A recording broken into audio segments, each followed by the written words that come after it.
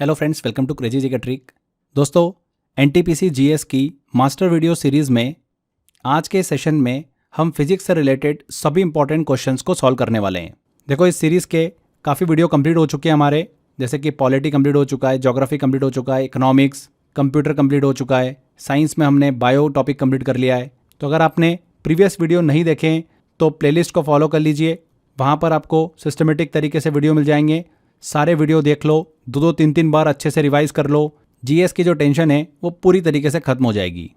Video बहुत important होने वाला है। 2 से 3 क्वेश्चन एग्जाम में बन जाते हैं यहाँ से, तो इस वीडियो को पूरा देखिएगा। 2 से 3 क्वेश्चन आपके 100% एग्जाम में बिल्कुल सही होंगे। 2-3 नंबर की बात है ये, जो कि एग्जाम में सिलेक्शन के लिए बहुत ही इंपॉर्टेंट हो जाता है। एक एक नंबर की फाइट है, इसलिए हमको एक भी नंबर छोड़ना नहीं है। बहुत अच्छे अच्छे क्वेश्चंस लिए मैंने, हर एक क्वेश्चन को सिस्टमेटिक तरीके से मैंने आपको समझाया भी है, जिससे कि उस क्वेश्चन के आसपास अगर आपसे क्वेश्चन पूछे तो इजीली आपसे बन जाए। तकरीबन हमने 100 क्वेश्चन इस वीडियो में कवर करें, और अगर फैक्ट को देखेंगे तो 300 के आसपास हम फैक्ट कवर कर लेंगे। तो इतना काफ़ी है फिजिक्स के क्वेश्चन को क्रैक करने के लिए। इस वीडियो का PDF जो है वो आप डाउनलोड कर सकते हैं फ्री में। टेस्ट भी लगा सकते हैं, इस वीडियो का फ्री में टेस्ट लगा सकते हैं। देखिए, ऑप्शन इसके लिए अवेलेबल है। Crazy GK trick application download करिए, वहाँ पर फाउंडेशन कोर्स में कोर्स बाय अक्षय सर वाला फोल्डर है। इसमें आपको YouTube NTPC master video GS की सीरीज़ वाला एक पैकेज मिल जाएगा। इसमें ये सभी PDF इस सीरीज़ की और सभी मॉक टेस्ट अवेलेबल है। अच्छे से इनकी प्रैक्टिस कर लो। इसके अलावा 29 रुपीज़ का मैंने आपके लिए फ्रेंड्स 10,000 वन लाइनर जीएस के बना रखे हैं एनटीपीसी के लिए। वो पैकेज ज़रूर ले लेना। एग्ज़ाम आने वाली है, कुछ ही दिन बचे हुए, अच्छे से उनको रिवाइज़ कर लो, पढ़ लो सारे वन लाइनर को। क्वेश्चन बहुत सारे आपको उस वन लाइनर में से देखने को मिल जाएंगे। तो अगर अभी तक नहीं लिया है तो ले लो, डिस्क्रिप्शन बॉक्स और कमेंट बॉक्स में लिंक दे रखा है। तो चलो बिना किसी देरी के हम सेशन को अब स्टार्ट करते हैं। पहला क्वेश्चन है, इनमें से कौन सा कथन यहाँ पर सही है? करेक्ट स्टेटमेंट हमको देखना है। पहला देखिए, ऑप्शन दे रखा है हमको यहाँ पर, शक्ति की इकाई जूल पर न्यूटन होती है। ये गलत है। कार्य की इकाई जूल होती है, तो बिल्कुल सही। कार्य मतलब वर्क की जो यूनिट होती है वो क्या होती है? जूल होती है। वर्क का मतलब क्या होता है, कार्य का मतलब क्या होता है? जब हम किसी ऑब्जेक्ट पर फोर्स लगाते हैं तो वो ऑब्जेक्ट जो होता है थोड़ा सा मूव करता है, तो क्या होता है? वर्क डन होता है। वर्क इक्वल टू क्या होता है? Force into displacement. अगर 1 न्यूटन का बल लगाकर कोई ऑब्जेक्ट को 1 मीटर तक ले जाया जाए तो 1 जूल वर्क डन होगा। इसलिए वर्क की जो SI यूनिट होगी वो क्या होगी? जूल होगी। तो बी वाला जो ऑप्शन है बिल्कुल यहाँ पर सही है, और हमको सही कथन फाइंड करना है, तो बी आंसर यहाँ पर सही होगा। अब देखिए, वॉट दे रखा है यहाँ पर तीसरे ऑप्शन में। तो वॉट जो है ये पावर की यूनिट होती है, एनर्जी की, ऊर्जा की नहीं होती है। वॉट इक्वल टू क्या होता है? जूल पर सेकेंड होता है। तो जूल पर सेकेंड एनर्जी की नहीं, पावर की यूनिट है। तो चौथा ऑप्शन भी गलत होगा, तो बी आंसर बिल्कुल सही है। अगला क्वेश्चन है, निम्नलिखित में से कौन सा गलत मिलान है? इनकरेक्ट मैच्ड है। तो देख लेते हैं। फोर्स की यूनिट दे रखी है न्यूटन, प्रेशर की पास्कल, वर्क की जूल, और वॉल्यूम मतलब आयतन की दे रखी है मीटर। तो यहाँ पर डी आंसर हमको क्लियर समझ में आ रहा है कि गलत है। यहाँ पर मीटर दे रखा है। मीटर जो है वो लेंथ की SI यूनिट होती है, लंबाई की, ना कि वॉल्यूम मतलब आयतन की। वॉल्यूम जो होता है 3 डायमेंशन में जगह घेरने की क्षमता होती है। इसे मापा जाता है length into width into height, मतलब क्यूब मीटर में। तो वॉल्यूम की SI यूनिट क्या हो गई? क्यूब मीटर हो गई, ना कि मीटर। D answer. अगला क्वेश्चन है, सिस्मोग्राफ का उपयोग किसको मापने के लिए किया जाता है? देखिए, सिस्मोग्राफ एक ऐसा उपकरण है जो धरती के कंपन, वाइब्रेशन को रिकॉर्ड करता है, यानी भूकंप के झटके को। जब जमीन के अंदर की टेक्टोनिक प्लेट्स आपस में टकराती हैं या हिलती हैं तो भूकंप आता है। सिस्मोग्राफ इन कंपन को ग्राफ पर रेखा की मदद से दिखाता है, जिसे हम क्या बोलते हैं? सिस्मोग्राम कहते हैं। इससे वैज्ञानिक को पता चलता है कि भूकंप की तीव्रता क्या है और उसका केंद्र मतलब एपिसेंटर कहाँ पर है। ठीक है, तो सिस्मोग्राफ का उपयोग भूकंप, अर्थक्वेक को मापने के लिए किया जाता है। नेक्स्ट है, वह कौन सा उपकरण है जो वर्षा का पता लगाने, उसकी गति और तीव्रता को मापने और यह जानने के लिए कि बारिश हो रही है या फिर बर्फ या ओले हैं, वातावरण में इलेक्ट्रोमैग्नेटिक एनर्जी की पल्स भेजता है? कौन सा उपकरण है वो? Doppler weather radar. D answer. देखिए, एक ऐसा यंत्र जो आकाश में रेडियो वेव भेजता है, जिसे हम आवाज़ लगाकर इको सुनते हैं, यही काम डॉपलर वेदर रडार भी करता है। यह रेडियो वेव या इलेक्ट्रोमैग्नेटिक पल्स हवा में भेजता है। जब ये वेव बारिश की बूंदों या फिर बर्फ या ओलों से टकराती हैं तो वो वापस लौटती हैं। लौटी हुई वेव्स को मापकर ये रडार ये जान लेता है कि कहाँ पर बारिश हो रही है, कितनी तेज हो रही है और किस दिशा में जा रही है। ये टेक्निक डॉपलर इफेक्ट पर आधारित है, यानी जब कोई वस्तु जैसे कि बारिश या फिर तूफान गति में होती है तो उसकी रिफ्लेक्टेड वेव की फ्रिक्वेंसी बदल जाती है। इससे हमें यह पता चलता है कि वो चीज़ पास आ रही है या फिर दूर जा रही है। क्लियर? दूसरा ऑप्शन देखें तो बैरोमीटर जो है ये एटमॉस्फेरिक प्रेशर को मापता है। पायरानोमीटर की बात करें तो ये सोलर रेडिएशन मापता है, सूर्य से आने वाली ऊर्जा। और 2D सोनिक एनीमोमीटर की बात करते हैं तो ये हवा की स्पीड और डायरेक्शन को मापता है। तो ये चीज़ भी आपको पता रखना है। आगे बढ़ते हैं, अगले क्वेश्चन की तरफ चलते हैं। किस भौतिक इकाई को, फिजिकल यूनिट को क्षेत्र की तीव्रता के रूप में परिभाषित किया गया है जो चालक के प्रति एम्पियर मीटर 1 न्यूटन बल उत्पन्न करता है? देखिए फ्रेंड्स, बात सिंपल सी हो रही है कि किस फिजिकल यूनिट को ऐसे फील्ड के इंटेंसिटी बोलते हैं जो 1 न्यूटन का फोर्स लगाता है पर एम्पियर पर मीटर पर। किस फिजिकल यूनिट को? टेस्ला को। टेस्ला चुंबकीय क्षेत्र मैग्नेटिक फील्ड की ऐसा यूनिट होती है यदि किसी कंडक्टर मतलब चालक में 1 एम्पियर करंट हो और वह 1 मीटर लंबे चुंबकीय क्षेत्र में रखा हो और उस पर 1 न्यूटन बल लगे तो उस चुंबकीय क्षेत्र की तीव्रता जो होगी वो 1 टेस्ला होगी। समझ में आया आपको? इसके अलावा अगर देखें ऑप्शन, कैंडेला जो है ये लाइट इंटेंसिटी की इकाई होती है, प्रकाश की तीव्रता की। कूलम की बात करें तो इलेक्ट्रिक चार्ज की इकाई होती है, यूनिट होती है। पास्कल की बात करें तो प्रेशर की ऐसा यूनिट होती है। आगे बढ़ते हैं, नेक्स्ट क्वेश्चन की तरफ चलते हैं। उस उपकरण का नाम बताइए जिसका उपयोग मौसम वैज्ञानिक समतल सतह पर हेमिस्फेरिकल क्षेत्र से आने वाले सौर विकिरण को मापने के लिए करते हैं। तो कौन सा है वो उपकरण? पायरेनोमीटर। पायरेनोमीटर एक ऐसा यंत्र होता है जो सूर्य से आने वाली कुल सौर विकिरण, सोलर रेडिएशन को मापता है। इसमें शामिल होती है डायरेक्ट सनलाइट और स्कैटर्ड लाइट।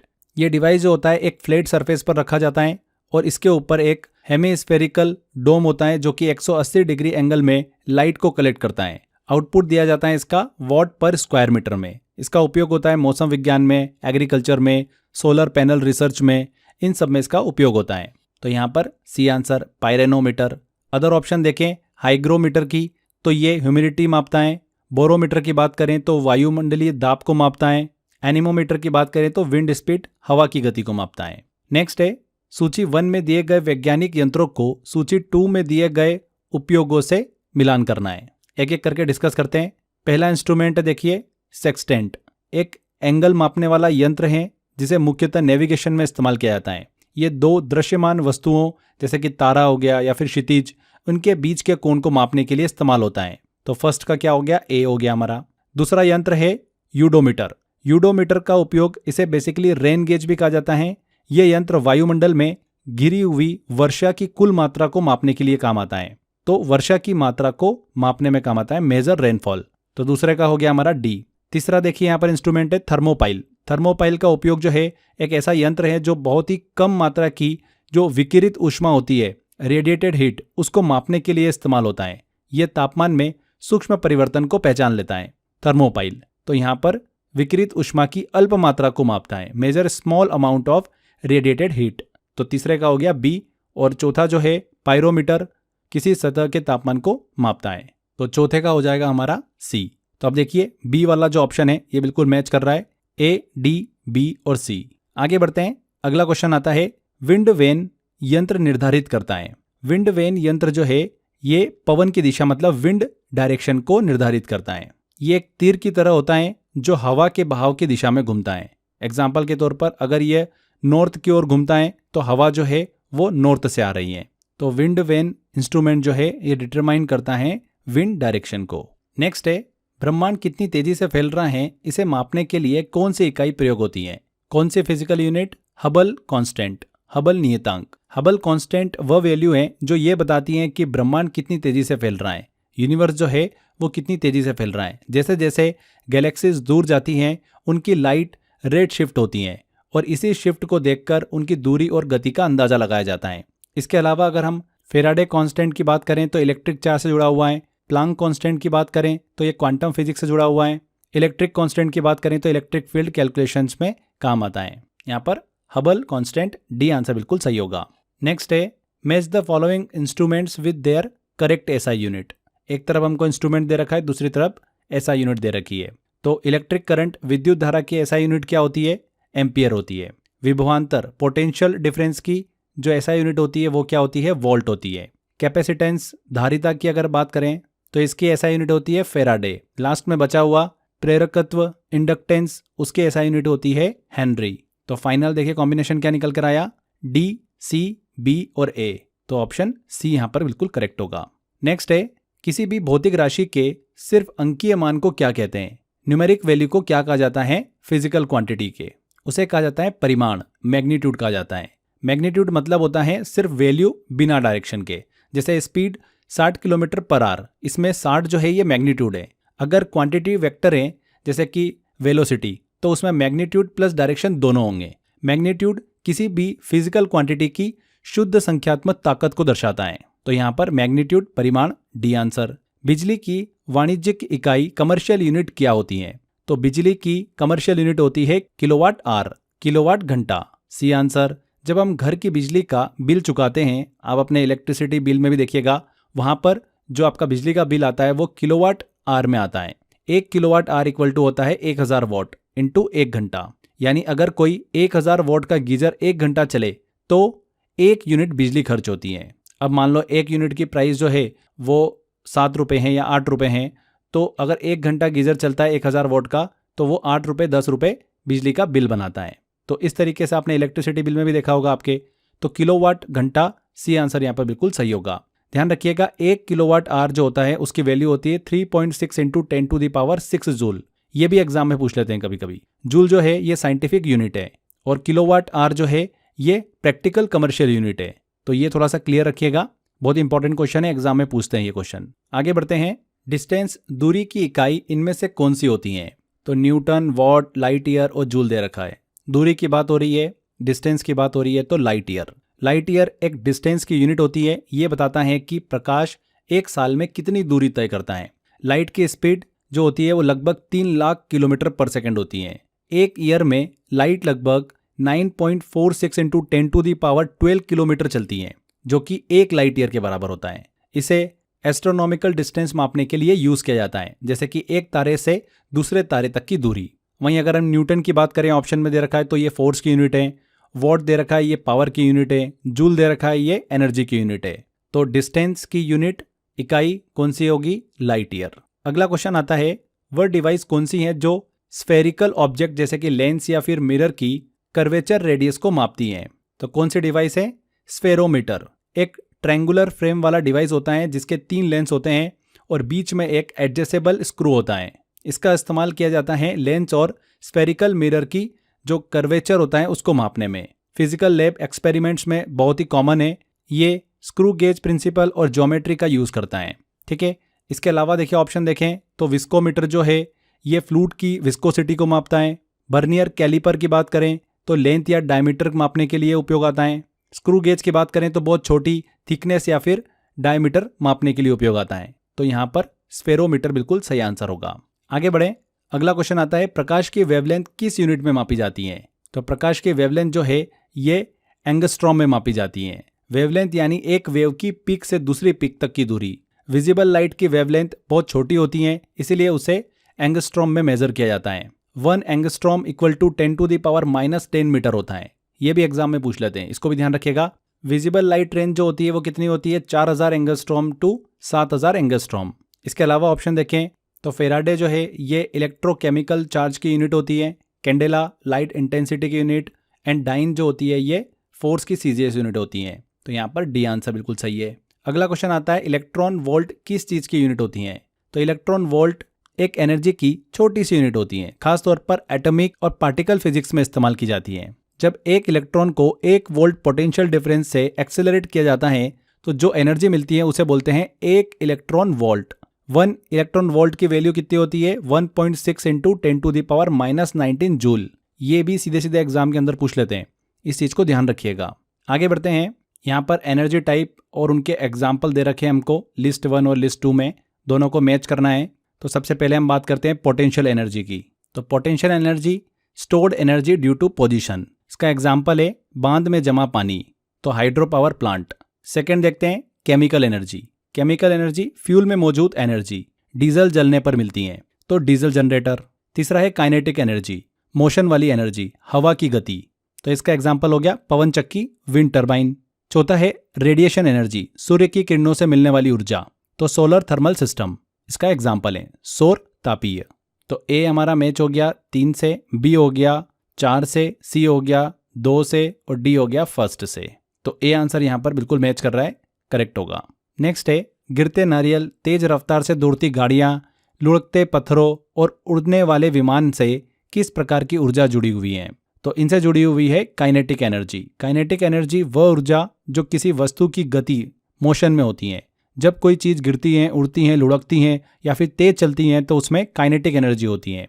एग्जाम्पल के तौर पर गिरता हुआ नारियल हो गया, चलती हुई गाड़ी हो गई, लुढ़कता हुआ पत्थर हो गया, उड़ता हुआ विमान हो गया। इन सभी में वस्तुएं जो है वो मूव कर रही हैं, इसीलिए इनकी ऊर्जा kinetic energy, B answer. Next है, यदि एक ईंट पर 7 न्यूटन का बल लगाया जाए तो वो 5 मीटर तक गति करती है वो ईंट, तो किया गया कार्य कितना होगा? हमको वर्क डन निकालना है। तो बहुत ही सिंपल है। देखिए, फिजिक्स में वर्क का जो फॉर्मूला होता है वो क्या होता है? वर्क इक्वल टू होता है फोर्स इनटू डिस्प्लेसमेंट। अब फोर्स दे रखा है हमको 7 न्यूटन, डिस्प्लेसमेंट दे रखा है 5 मीटर, तो वर्क निकाल लेते हैं। W इक्वल टू हो जाएगा 7 × 5 जो कि हो गया 35 जूल। यानी ईंट पर 7 न्यूटन का बल लगाकर उसे 5 मीटर तक खिसकाने पर कुल 35 जूल कार्य हुआ है। कितना? 35 जूल। ऐसा यूनिट होती है वर्क की, जूल। तो यहाँ पर 35 जूल, सी आंसर बिल्कुल सही होगा। अगर वो ऐसा देखिए क्वेश्चन घुमा देता कि जो डिस्प्लेसमेंट हुआ है वो 0 है, तब किया गया कार्य कितना होगा? तब किया गया कार्य 0 होगा, क्योंकि आप डिस्प्लेसमेंट की जगह पर 0 रखोगे तो वर्क डन कितना आ जाएगा? 0 हो जाएगा। 7 × 0, भाई 7 न्यूटन का बल लगाया और डिस्प्लेसमेंट नहीं हुआ तो वर्क डन आ गया 0। तब ऐसे क्वेश्चन भी देखिए एग्जाम के अंदर घुमा के पूछ लेता है, तो वो चीज़ भी आप दिमाग में रखिएगा। आगे बढ़ते हैं। जब एक पत्थर ऊपर की ओर फेंका जाता है तो किस प्रकार का ऊर्जा रूपांतरण होगा? तो ये होगा गतिज ऊर्जा गुरुत्वीय स्थितिज ऊर्जा में परिवर्तित होगी। काइनेटिक एनर्जी जो है वो ग्रेविटेशनल पोटेंशियल एनर्जी में स्टोर्ड होगी। देखिए, पत्थर को जब ऊपर फेंकते हैं, शुरुआत में उसमें काइनेटिक एनर्जी जो होती है, गतिज ऊर्जा, वो होती है क्योंकि वो चल रहा होता है। ऊपर जाते जाते उसकी स्पीड घटती है और जो गतिज ऊर्जा होती है, काइनेटिक एनर्जी होती है, वो ग्रेविटेशनल पोटेंशियल एनर्जी में कन्वर्ट हो जाती है। एनर्जी चेंज जो होता है, ध्यान रखिएगा, काइनेटिक एनर्जी पोटेंशियल एनर्जी में चेंज होती है ऊपर जाते समय। अगर ऊपर से वापस से नीचे आएगा पत्थर, तब पोटेंशियल एनर्जी जो है फिर से काइनेटिक एनर्जी में कन्वर्ट होती है। तो ये बेसिक चीज़ है, बेसिक कॉन्सेप्ट है, आपको पता भी होगा। गतिज ऊर्जा गुरुत्वीय स्थिति ऊर्जा में बदल जाएगी। डी आंसर यहाँ पर करेक्ट होगा। अगला है, बैटरी में कौन सी एनर्जी ट्रांसफॉर्मेशन होती है? तो बैटरी के अंदर केमिकल रिएक्शन होती है जिससे इलेक्ट्रॉन्स की मूवमेंट होती है जो कि इलेक्ट्रिक करंट बनाती है। तो ट्रांसफॉर्मेशन होता है केमिकल एनर्जी का इलेक्ट्रिकल एनर्जी में। जब आप रिमोट या टॉर्च में बैटरी लगाते हैं तो उसी स्टोर्ड केमिकल एनर्जी से आपके डिवाइस को पावर मिलता है। इसीलिए बैटरी का काम है केमिकल एनर्जी को इलेक्ट्रिसिटी में बदलना। तो यहाँ पर बी आंसर। गिरती चीज, सेना की परेड और भारी वस्तु का गिरना किस मोशन के एग्जाम्पल हैं? किस मोशन के एग्जाम्पल हैं?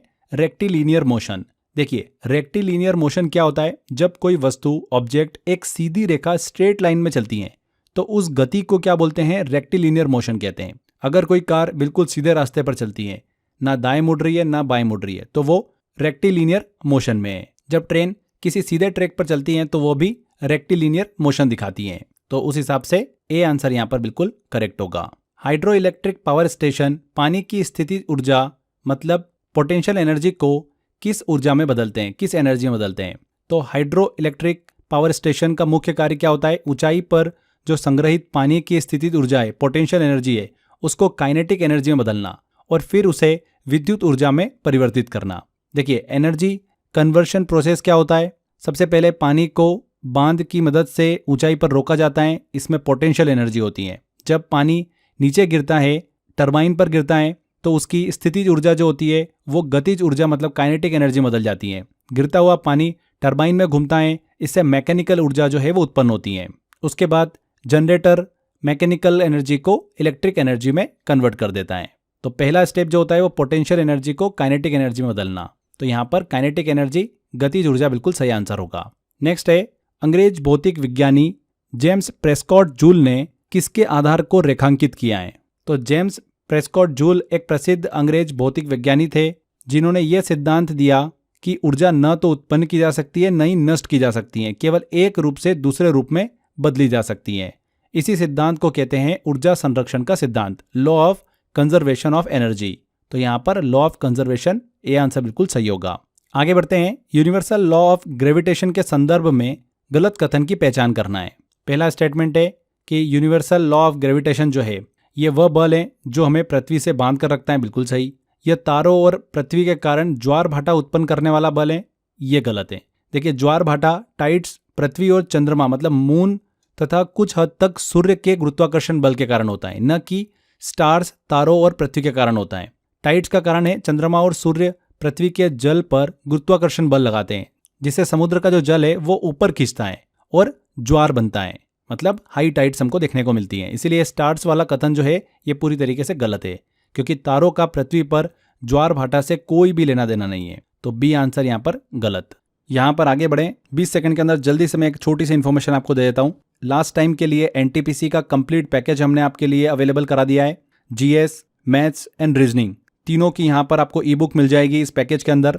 मैथ्स के टॉपिक वाइज आपको यहाँ पर ई बुक मिल जाएगी विथ सॉल्यूशन के साथ में, ऐसे रीजनिंग की भी मिल जाएगी। एंड जीएस के आपको यहाँ पर लास्ट टाइम रिवीजन के लिए 1 लाइनर दिए गए हैं। तो 64 रुपीज़ का पैकेज है मात्र, ये आप ले सकते हैं इसको। डिस्क्रिप्शन बॉक्स और कमेंट बॉक्स में लिंक दे रखा है।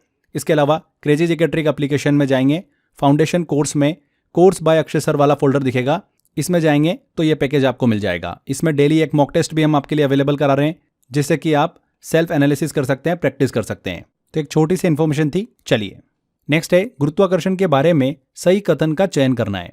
पहला ऑप्शन देखिए, गुरुत्वाकर्षण की इकाई त्वरण की इकाई के समान है, यूनिट ऑफ ग्रेविटी जो है वो सेम है एक्सेलरेशन के, तो बिल्कुल सही। पहला ही ऑप्शन हमको दिख गया। गुरुत्वाकर्षण वास्तव में एक त्वरण एक्सेलरेशन ही होता है, जिसे हम एक्सेलरेशन ड्यू टू ग्रेविटी कहते हैं। यह दर्शाता है कि कोई भी वस्तु पृथ्वी की ओर कितनी तेजी से गिरती है। जी की ऐसा यूनिट क्या होती है, मीटर पर सेकेंड स्क्वायर होती है, और एक्सेलरेशन त्वरण की इकाई जो होती है यूनिट होती है वो भी मीटर पर सेकेंड स्क्वायर होती है। इसलिए दोनों की इकाई यूनिट एक समान होती है। पहला ही ऑप्शन बिल्कुल सही है। नेक्स्ट क्वेश्चन की तरफ चलते हैं। इनमें से किसे ग्रह की गति के 3 नियमों का प्रतिपादन करने का श्रेय दिया जाता है? किसे दिया जाता है? जोहान्स केपलर को। केपलर के 3 नियम हमने हमेशा पढ़े हैं, आपने पढ़े भी होंगे। जोहान्स केपलर की बात करें तो जर्मन खगोल शास्त्री थे, एस्ट्रोनॉमर थे, जिन्होंने ग्रहों की गति के 3 प्रसिद्ध नियम दिए थे। Kepler's law of planetary motion. ये 3 नियम क्या थे? देखिए, पहला नियम लॉ ऑफ ऑर्बिट्स है, कक्षीय नियम कहा जाता है उसको। हर ग्रह सूर्य की परिक्रमा दीर्घवृत्ताकक्षा मतलब इलिप्टिकल ऑर्बिट में करता है, जिसमें सूर्य एक फोकस पर होता है। दूसरा नियम है लॉ ऑफ एरियाज, क्षेत्रफल नियम। ग्रह अपनी कक्षा में सूर्य से जुड़ी काल्पनिक रेखा के साथ समान समय में समान क्षेत्रफल तय करता है। और तीसरा नियम है लॉ ऑफ पीरियड्स। ग्रह की कक्षा की अवधि जो होती है टी, उसकी औसत दूरी जो है आर, उसके बीच का रिलेशन बताता है तीसरा नियम। टी स्क्वायर डायरेक्टली प्रोपोर्शनल होगा आर क्यूब के, इसलिए केपलर को ग्रहों की गति के नियमों का जनक कहा जाता है। नेक्स्ट क्वेश्चन आता है, इनमें से किसने सबसे पहले यह निष्कर्ष निकाला कि निर्वात में सभी वस्तुएं समान त्वरण से गिरती हैं और समान समय पर भूमि पर पहुंचती हैं? किसने निकाला था? देखिए निष्कर्ष ये गैलीलियो ने। गैलीलियो ने सबसे पहले यह एक्सपेरिमेंटली सिद्ध किया कि कोई भी 2 वस्तुएं, चाहे उनका भार कुछ भी हो, यदि उन्हें वैक्यूम निर्वात में एक साथ गिराया जाए तो वो समान त्वरण से गिरेगी और एक ही समय में जमीन पर पहुंचेगी। मतलब निर्वात में अगर आप एक हथौड़ी और एक पंछी का जो पंख होता है, वो दोनों अगर आप एक साथ छोड़ते हो तो दोनों चीजें एक साथ जमीन पर पहुंचेगी। चाहे पंख कितना भी हल्का हो और हथौड़ी कितनी भारी हो, यहाँ पर दोनों चीजें एक साथ जमीन पर पहुंचेगी। ये सिद्ध किया था गैलीलियो ने। ठीक है, ये सभी चीजें जो है हमने बहुत अच्छे से क्लास के अंदर समझी थी। मैंने आपको हर एक चीज छोटी छोटी चीजें बता रखी है। विज्ञान का समाधान जो मेरा कोर्स है साइंस का, उसमें ये सारे कॉन्सेप्ट हमने बहुत अच्छे से समझे हैं। जिसने भी ध्यान से देखा होगा, पढ़ा होगा, सारे क्वेश्चन इजीली बन रहे होंगे। जिन भी स्टूडेंट ने विज्ञान का समाधान मेरा साइंस का कोर्स नहीं लिया है तो आप ले सकते हो। बहुत छोटे में और बहुत अच्छे से मैंने to the point exam oriented पढ़ाया। उसके अंदर वही चीज़ें डिस्कस करिए जो एग्जामिनर एग्जाम के अंदर पूछता है। तो आप ले सकते हो मेरा कोर्स विज्ञान का समाधान। लिंक मैंने डिस्क्रिप्शन बॉक्स और कमेंट बॉक्स में दे रखा है। इसके अलावा crazy GK trick application download करोगे, वहाँ पर फ्रेंड्स फाउंडेशन कोर्स में कोर्स बाय अक्षय सर वाला आपको फोल्डर मिल जाएगा। उसमें मेरे सारे जीएस के कोर्स आपको मिल जाएंगे। वहाँ से आप सारे सब्जेक्ट को अच्छे से पढ़ सकते हैं, कम टाइम में, to the point exam oriented. ठीक है, video lecture plus mock test सब कुछ मैंने उसके अंदर दे रखे कोर्स के अंदर। आप एक बार देखो, डेमो लो, बहुत अच्छे से आप हर एक सब्जेक्ट को कंप्लीट कर सकते हो। चलिए आगे बढ़ते हैं, नेक्स्ट क्वेश्चन की तरफ चलते हैं हम। जब कोई व्यक्ति लिफ्ट में वेट मशीन पर खड़ा हो और लिफ्ट तेजी से ऊपर जाने लगे तो स्केल क्या दिखाएगा?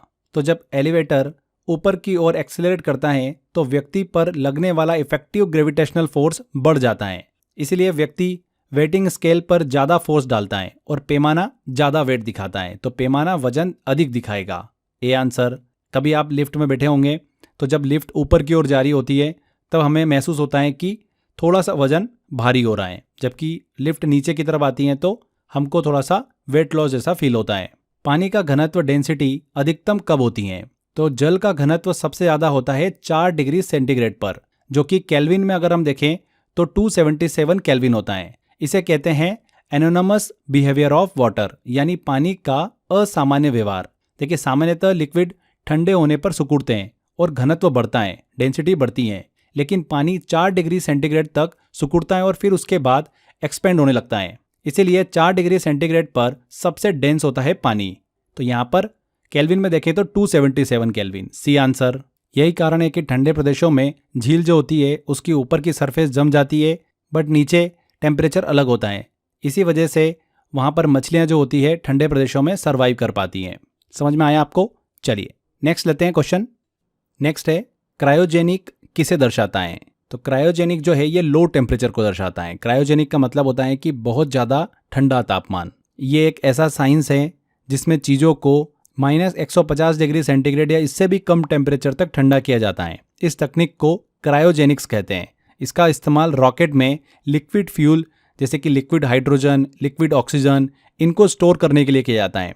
इसके अलावा इसका उपयोग क्रायो प्रिजर्वेशन में होता है, जहाँ पर इंसान के सेल्स, टिश्यू को लंबे समय तक सुरक्षित रखा जाता है। MRI मशीन्स जो होती है उनमें बहुत ताकतवर चुंबक जो होती है, मैग्नेट्स होते हैं, उन्हें ठंडा रखने के लिए भी इसका उपयोग किया जाता है। समझ में आया? तो लो टेम्परेचर ए आंसर सही होगा। नेक्स्ट क्वेश्चन है, पानी का डेंसिटी अधिकतम किस टेम्परेचर पर होता है? केल्विन में तो हमने देखिए अभी सॉल्व कर भी लिया था। यहाँ पर सेल्सियस में पूछा है तो 4 डिग्री सेल्सियस। पानी 4 डिग्री सेल्सियस पर सबसे ज़्यादा डेंस होता है। इसका मतलब वजन उसके साइज के हिसाब से सबसे ज़्यादा होता है। ये पानी का एक स्पेशल प्रॉपर्टी होती है। जब तापमान 0 डिग्री से 4 डिग्री के बीच होता है तब पानी के अंदर के कण जो होते हैं, मॉलिक्यूल्स, एक दूसरे के बहुत पास आ जाते हैं। जब मॉलिक्यूल्स पास होते हैं तो पानी कम फैलता है और ज़्यादा भारी बनता है। इसीलिए 4 डिग्री सेल्सियस पर पानी सबसे ज़्यादा डेंस होता है। अगर तापमान 4 डिग्री सेल्सियस से ऊपर या नीचे हो जाए तो पानी फैलने लगता है, फिर उसके बाद मतलब डेंसिटी कम हो जाती है। यही कारण है कि ठंडियों में झील या तालाब का पानी ऊपर से बर्फ बनता है 0 डिग्री सेल्सियस पर, लेकिन नीचे का पानी 4 डिग्री सेल्सियस पर रहता है। इसी वजह से फिश नीचे जिंदा रह सकती हैं क्योंकि वहाँ पानी जमता नहीं है। तो 4 degree Celsius B answer. Celsius तापमान माप के यूनिट का नाम किस पर रखा गया है?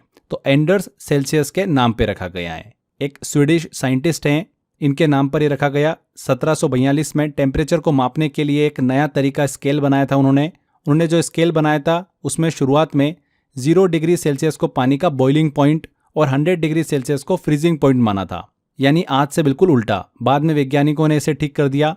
अब हम जो सेल्सियस स्केल यूज़ करते हैं उसमें 0 डिग्री सेल्सियस मतलब पानी जमता है और 100 डिग्री सेल्सियस मतलब पानी उबलता है। इसीलिए टेम्परेचर की ये यूनिट उनके नाम पर सेल्सियस रखी गई। तो एंडर्स सेल्सियस। इनमें से कौन हीट का पुअर कंडक्टर है, मतलब कुचालक है? तो लकड़ी जो है ये एक अच्छा हीट इंसुलेटर होता है, यानी ये गर्मी को अपने अंदर से पास नहीं होने देती। इसीलिए जब आप किसी गर्म बर्तन का लकड़ी वाला हैंडल पकड़ते हो तो आपको जलता नहीं है। दूसरी ओर अगर हम डायमंड की बात करें तो एक बहुत ही अच्छा हीट कंडक्टर होता है, यानी वह गर्मी को बहुत तेजी से पास करता है, भले ही वो इलेक्ट्रिसिटी का इंसुलेटर हो। पानी जो होता है ये एक बीच वाला कंडक्टर है, ना बहुत अच्छा ना बहुत खराब। माइका की बात करें तो धीरे धीरे हीट पास करता है। इसका इस्तेमाल जो होता है हीट रेजिस्टेंट उपकरणों में किया जाता है, लेकिन यह पूरी तरीके से इंसुलेटर नहीं है। इसलिए सबसे सही जवाब जो होगा वो लकड़ी होगा। नेक्स्ट है क्वेश्चन, इनमें से कौन इलेक्ट्रिसिटी का बहुत अच्छा चालक है, मतलब गुड कंडक्टर है इलेक्ट्रिसिटी का? तो ग्रेफाइट कार्बन का एक ऐसा खास रूप है जो इलेक्ट्रिसिटी का एक्सीलेंट कंडक्टर होता है। इसके स्ट्रक्चर में हर कार्बन एटम 3 और कार्बन एटम से जुड़ा हुआ होता है और एक इलेक्ट्रॉन बचा रहता है जो फ्रीली मूव कर सकता है। यही इलेक्ट्रॉन इलेक्ट्रिक करंट को कैरी करता है। इसी वजह से ग्रेफाइट का इस्तेमाल बैटरियों के इलेक्ट्रोड्स, पेंसिल लेड और बिजली वाले ब्रशों में किया जाता है। यहाँ पर सी आंसर। अगला है, किसी वस्तु में किसकी प्रेजेंस के कारण वह इलेक्ट्रिसिटी का कंडक्टर बनती है? तो जब किसी चीज में फ्री इलेक्ट्रॉन्स होते हैं तो वह इलेक्ट्रिसिटी का कंडक्टर बन जाती है। ये इलेक्ट्रॉन आसानी से मूव कर सकते हैं और जब करंट पास होता है तो ये एक दिशा में बहने लगते हैं, जिससे ही बिजली का प्रवाह होता है, फ्लो होता है। यही वजह है कि मेटल जैसे कि कॉपर, एल्यूमिनियम ये अच्छे कंडक्टर होते हैं क्योंकि उनके आउटर शेल में इलेक्ट्रॉन्स फ्री होते हैं। इसी वजह से जल्दी बहते हैं। तो इलेक्ट्रॉन, सी आंसर। वह तापमान जिस पर द्रव अपनी लिक्विड अवस्था से सॉलिड अवस्था में बदलता है क्या कहलाता है? तो फ्रीजिंग पॉइंट कहलाता है वो। फ्रीजिंग पॉइंट वह टेम्परेचर होता है जिस पर कोई लिक्विड सब्सटेंस जमकर सॉलिड बन जाता है, जैसे कि पानी 0 डिग्री सेल्सियस पर बर्फ में बदल जाता है। इस टेम्परेचर पर पानी के पार्टिकल्स धीरे धीरे एक दूसरे से जुड़ने लगते हैं और सॉलिड स्ट्रक्चर बना लेते हैं। इसे ही हम कहते हैं फ्रीजिंग पॉइंट। हिमांक बिंदु, बी आंसर। मेल्टिंग पॉइंट क्या होता है? ये वो टेम्परेचर होता है जिस पर सॉलिड मेल्ट होकर लिक्विड बनता है। बॉइलिंग पॉइंट क्या होता है? ये वो टेम्परेचर होता है जब लिक्विड गैस में बदल जाता है। सब्लिमेशन पॉइंट क्या होता है? ऊर्ध्वपातन बिंदु, जब कोई सॉलिड सीधे गैस में बदल जाता है बिना लिक्विड बने, जैसे कि कपूर या फिर ड्राई आइस। ठीक है, आगे बढ़ते हैं। अगला क्वेश्चन आता है, पानी का क्वथनांक बॉइलिंग पॉइंट क्या होता है?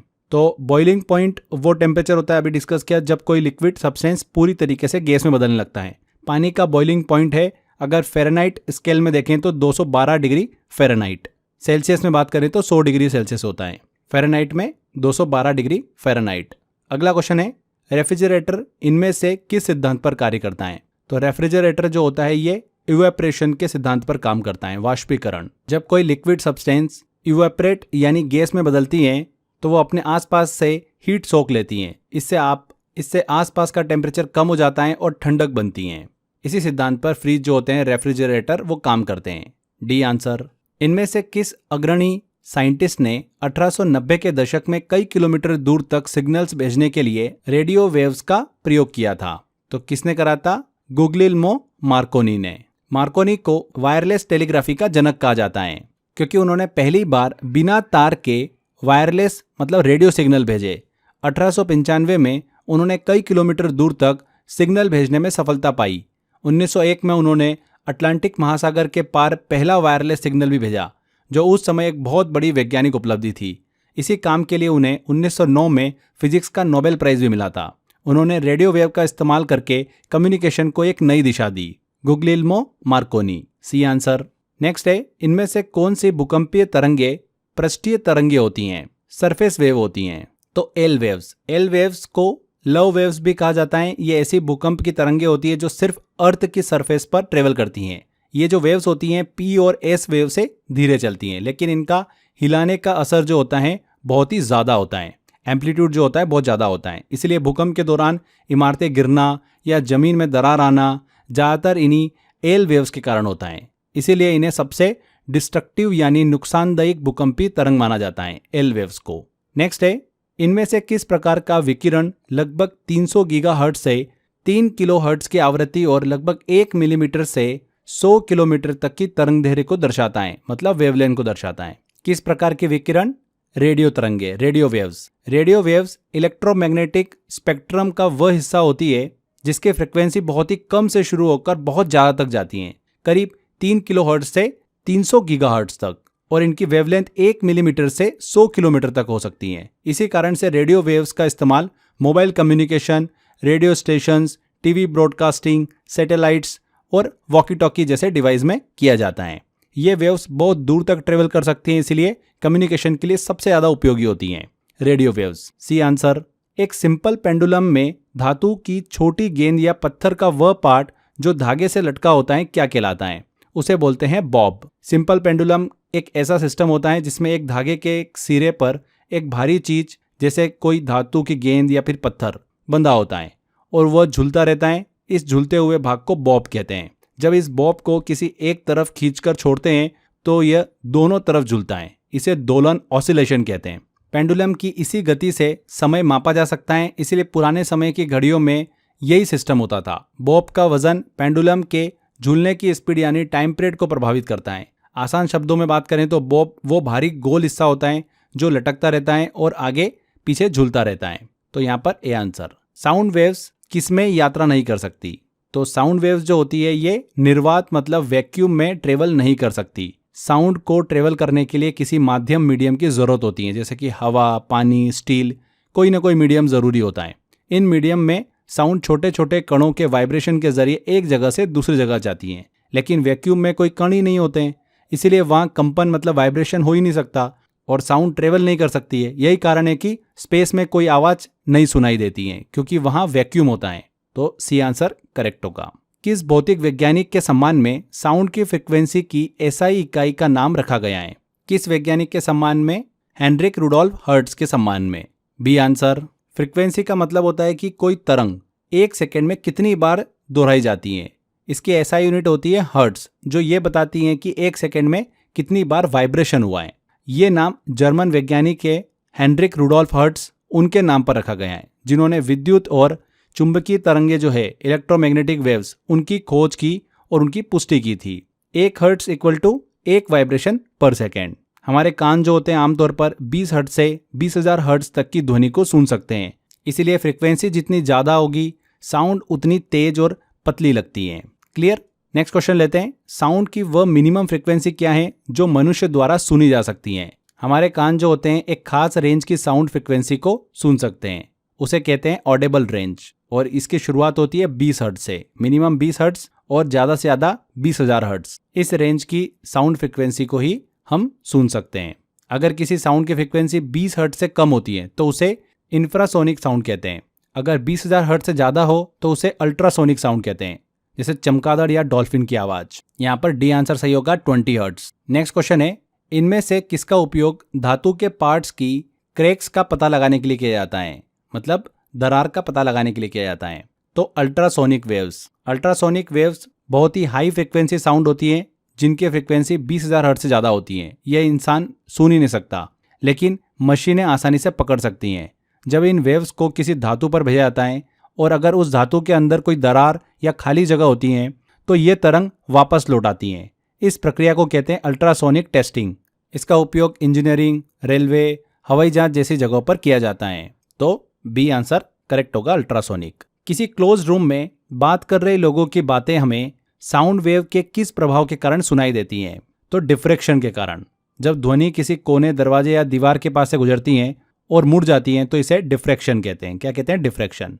इस वजह से जब कोई व्यक्ति कमरे के कोने में बात कर रहा होता है और आप उसे देख नहीं पाते, फिर भी आप उसकी आवाज़ सुन सकते हैं। किस कारण से? डिफ्रैक्शन के कारण से। ठीक है। नेक्स्ट क्वेश्चन आता है, सोनार एक डिवाइस है जो वस्तुओं की डिस्टेंस, डायरेक्शन और स्पीड को मेजर करने के लिए अल्ट्रासोनिक तरंगों का उपयोग करता है।